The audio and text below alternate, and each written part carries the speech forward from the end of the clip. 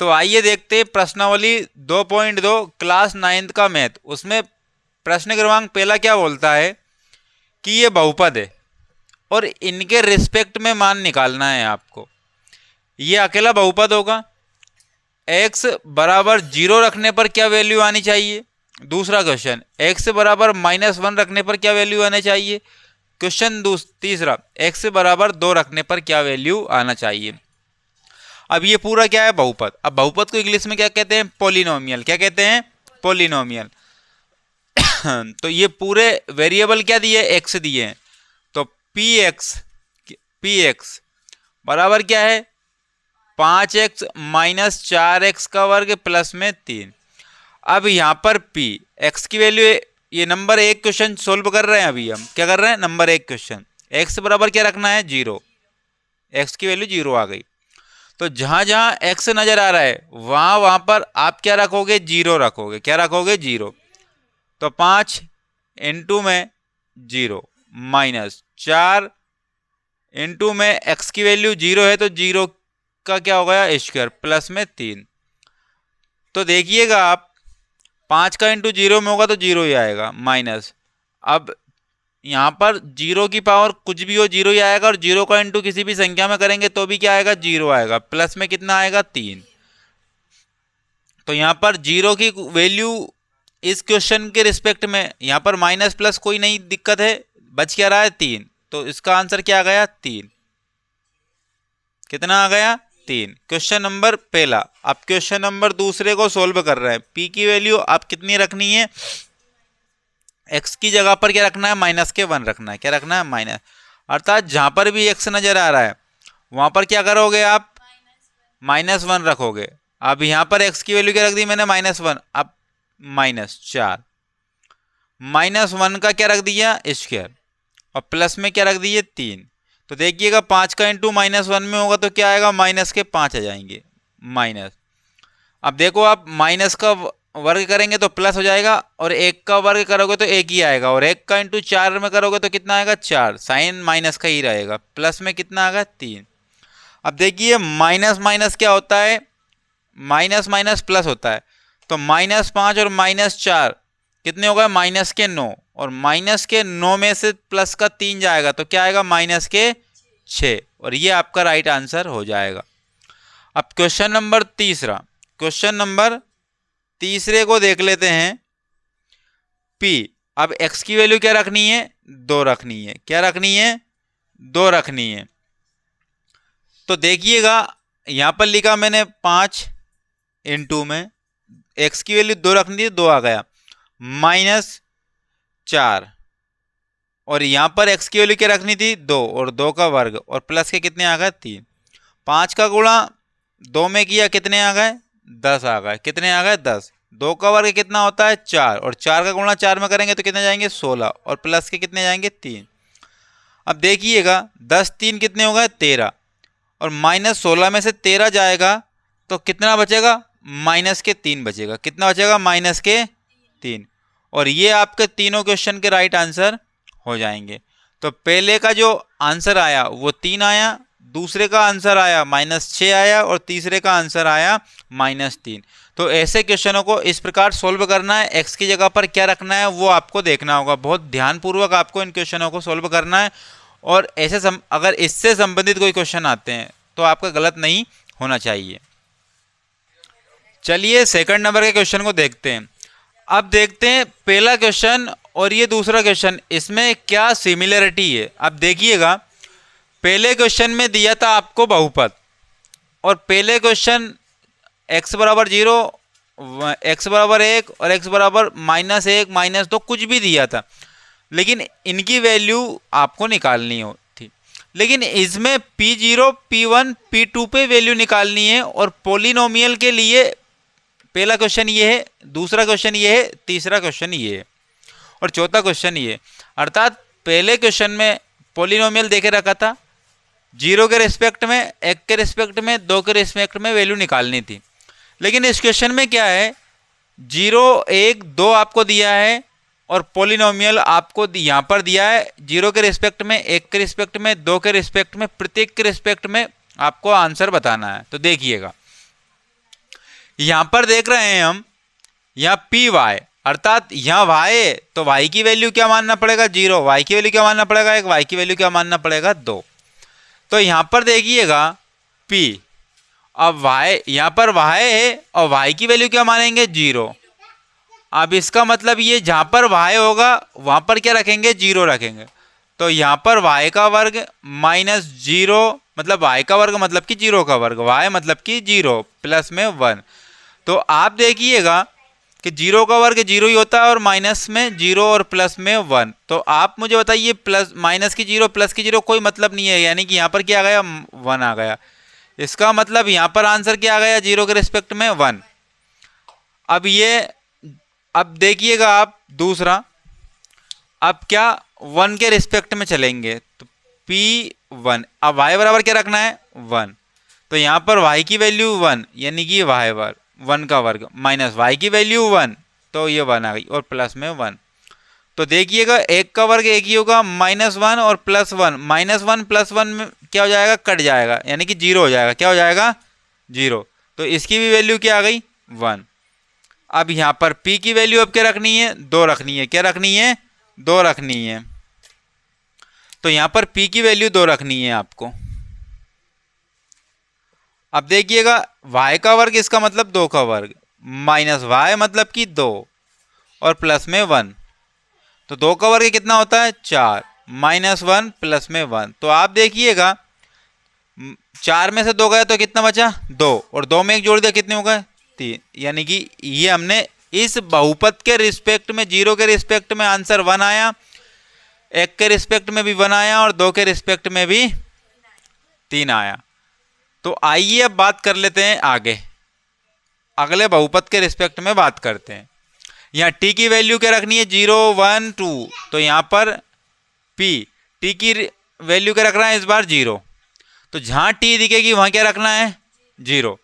तो 2 प्लस में t की वैल्यू क्या आ गई 0 प्लस में 2 इंटू t का मतलब कि 0 का वर्ग, क्या करेंगे 0 का वर्ग माइनस 0 का क्यूब, माइनस 0 का क्यूब।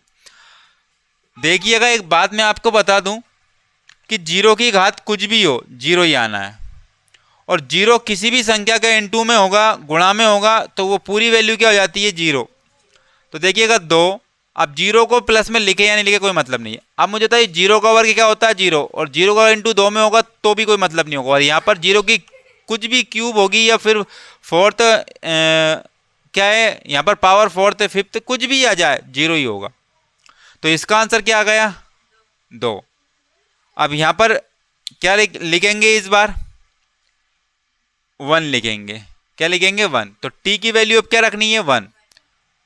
तो लिखना है 2 t की वैल्यू 1 प्लस में 2 और t की वैल्यू 1 की पावर 2 और माइनस 1 की पावर 3।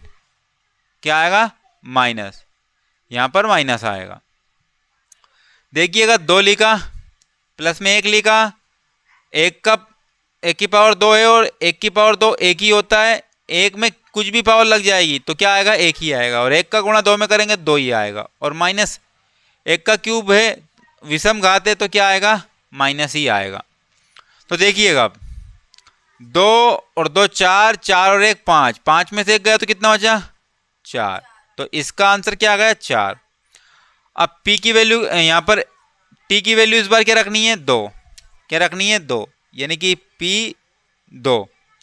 तो लिखा हमने क्या 2 प्लस में 2 और 2 की पावर 2 और माइनस 2 की पावर 3। तो फिर देख लेते हैं 2, देखो 2 और 2 कितने हो गए 4 लिख दिए, 2 और 2 कितने हो गए 4 और प्लस में 2 की पावर 2 4 और 4 का 2 में गुणा किया 8 हो गए, माइनस 2 की पावर 3 कितनी हो गई 8 हो गई। अब प्लस के 8 माइनस के 8 कोई 0 हो गई ये तो, और बचा क्या 4। तो ये हमने इसके रिस्पेक्ट में आंसर निकाल लिया। अब आइए यहाँ पर देखते हैं, यहाँ पर p बराबर क्या रखनी है 0। तो यहाँ पर जहाँ x दिखेगा वह हमारा क्या रखना है 0 रखनी है। तो 0 x का क्यूब था तो 0 का क्यूब, तो 0 ही आपका आंसर आ गया। ठीक है ना, P1 और x का क्यूब था तो 1 का क्यूब करेंगे, क्या करेंगे 1 का क्यूब, और 1 का कुछ क्यूब कर दो चाहे कितनी भी पावर लगा दो 1 ही आना है। ये आपका आंसर P2। अब 2 x की जगह पर 2 लिखना पड़ेगा, 2 का क्यूब, और 2 का क्यूब कितना होता है 8। ये आपका आंसर हो गया। आइए अब इस क्वेश्चन को करते हैं। P अब x की वैल्यू क्या रखनी है 0, तो जहां आपको x दिखेगा वहां क्या रखना है 0, तो 0 माइनस 1 और 0 प्लस में 1, क्योंकि x की वैल्यू थी 0 रखा, x की वैल्यू थी 0 रखा। यहाँ 0 में से 1 जाएगा तो वो भी माइनस का 1 ही आएगा, इंटू में 0 में 1 प्लस करोगे तो भी क्या आएगा 1, तो माइनस का इंटू प्लस 1 में होगा तो क्या आएगा -1 होगा, क्या होगा -1। अब p के रिस्पेक्ट में 1 रखते हैं, मतलब x के रिस्पेक्ट में क्या रखते हैं 1, तो 1 माइनस 1 और 1 प्लस में 1, तो देखिएगा आप 1 में से 1 गया तो क्या आया 0, इंटू में 1 और 1 कितना हो गया 2, तो 0 को गुणा किसी भी संख्या में करेंगे क्या आएगा 0 ही आएगा। अब x की वैल्यू क्या रखनी है 2, तो 2 प्लस में माइनस था ना पहले, तो 2 माइनस में 1 और 2 प्लस में 1, तो 2 में 1 गया तो 1 ही बचा, 2 में 1 जोड़ दिया कितने होगा 3, 3 एकम 3।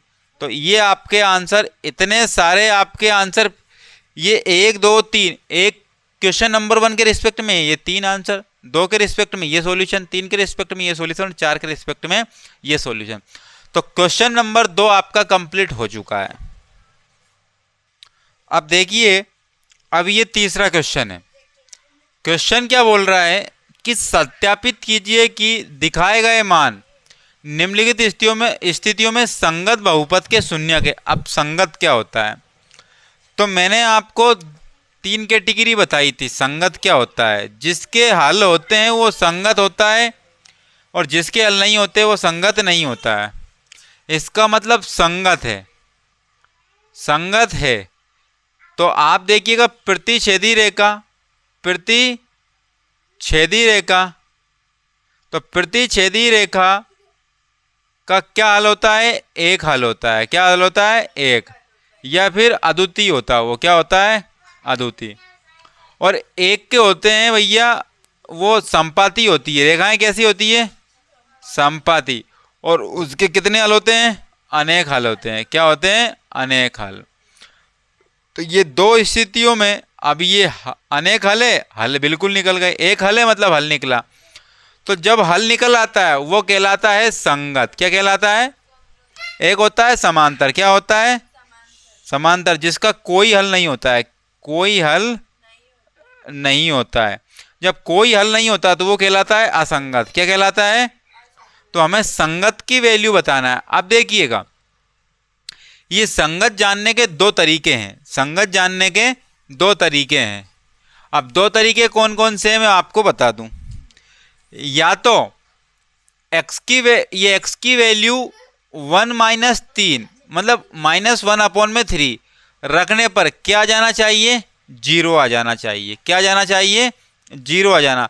अगर 0 आ जाती है तो वो संगत हो जाएगा। क्या हो जाएगा संगत हो जाएगा।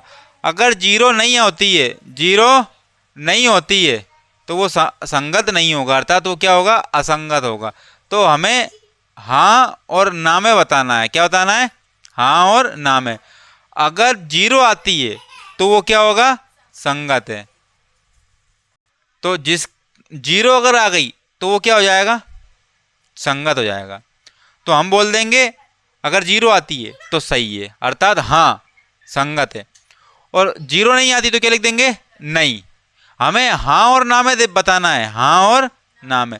अगर संगत होगा तो हाँ और संगत नहीं होगा तो ना, अर्थात 0 आ गई तो संगत है अर्थात हाँ, और 0 नहीं आई तो नहीं। तो देखिएगा अब यहाँ पर क्या करना है, x की वैल्यू x बराबर क्या रखने पर -1/3 रखने पर, या फिर इसी से आप क्या निकाल सकते हो, आप x की वैल्यू निकाल सकते हो। तो जो आपको उचित लगे वो कर लो आप। तो मैं ये बोल रहा हूँ कि x की वैल्यू किस में रख रहा हूँ मैं, यहाँ पर इसमें रख रहा हूँ। तो p x की वैल्यू क्या रख रहा हूँ -1/3 बराबर 3 लिखा मैंने, और कोष्टक में क्या लिखा, 1 में -1/3 और प्लस में क्या है 1। तो 3 से 3 क्या हो गया, कैंसिल। तो आप मुझे बताइए यहाँ पर -1 होगा और यहाँ पर क्या है +1, तो बराबर क्या आ गई। तो ये संगत है कि नहीं है, आप बोलोगे जी हाँ है, आप बोलोगे जी हाँ ये संगत है भैया ये, क्यों क्या आ गई 0 आ गई। उसी प्रकार से x बराबर क्या रखने पर 4/5, तो p x की वैल्यू क्या रख ली हमने 4/5 बराबर, तो 5 लिखा हमने इनटू में x की वैल्यू अर्थात 4/5 लिख ली और माइनस के क्या लिख लिए पाई। तो 5 से 5 कैंसिल। तो आप मुझे बताओ 4 - पाई, तो कुछ 0 आया क्या, नहीं आया। तो इसका मतलब ये क्या होगा, नहीं, अर्थात ये संगत नहीं है, संगत नहीं है, ठीक है ना। उसके बाद इसको देखो आप, यहाँ p, यहाँ पर x बराबर क्या रखने पर एक बार तो 1 रखेंगे और एक बार -1 रखेंगे, तो हम सिर्फ एक को देख, किसी x की किसी एक वैल्यू को देख करके रख ले ना, किसी एक वैल्यू को रख ले, अगर 0 आता है तो ठीक है। तो देखिएगा यहाँ p की वैल्यू क्या, मतलब x की वैल्यू क्या रख ले, या तो +1 रख लो या -1 रख लो।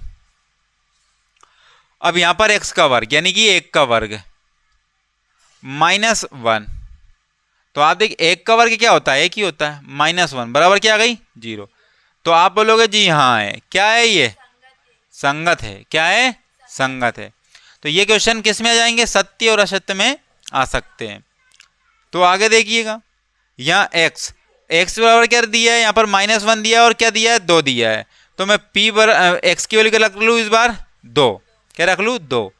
तो यहाँ पर x की वैल्यू क्या रखना पड़ेगा 2 और प्लस में 1, और x की वैल्यू क्या रखना पड़ेगा 2 और 2 - 1, 2 - 2 था, 2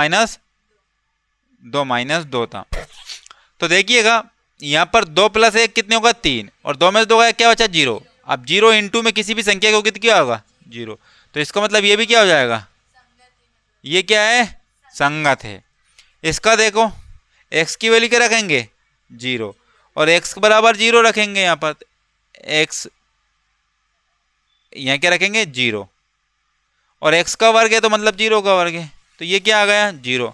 तो ये भी क्या है संगत है, क्या है संगत है। ये 5 क्वेश्चन कर लिए और कितने क्वेश्चन बच रहे हैं आपके, ये आपकी बुक रही, ये तीसरा क्वेश्चन है। तीसरे क्वेश्चन में देखिएगा 5 क्वेश्चन तो हमने कर लिए, टोटल 8 क्वेश्चन है। तो 3 आप करना, सोल्व करके बताना और कमेंट्स बॉक्स में लिख के देना कि वो भी संगत है या नहीं है। अब देखिएगा ये प्रश्न क्रमांक 4 है और प्रश्नावली 2.2 का आखिरी क्वेश्चन है। तो मैंने यहाँ पर अपन यहाँ पर 3 क्वेश्चन करेंगे और बाकी के 3 क्वेश्चन आप करना। तो यहाँ पर एक तरीका पता चल जाएगा किस लेवल से करना है और किस तरीके से करना है। अगर आपको तरीका पता चल जाता है तो उन क्वेश्चनों को भी आप इसी प्रकार से करना है। तो अब क्वेश्चन पढ़ते हैं क्या बोल रहा है।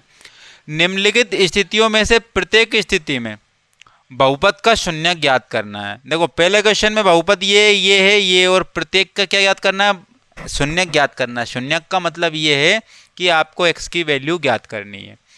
अब देखिएगा यहाँ भी घात 1 है, इसका मतलब रेखी समीकरण क्या है, रेखी बहुपद है। क्या है, यहाँ भी घात 1 है तो रेखी बहुपद है, यहाँ भी घात 1 है रेखी बहुपद। अब किसी की घात 2 रहती तो क्या बहुपद हो जाता, द्विघात बहुपद।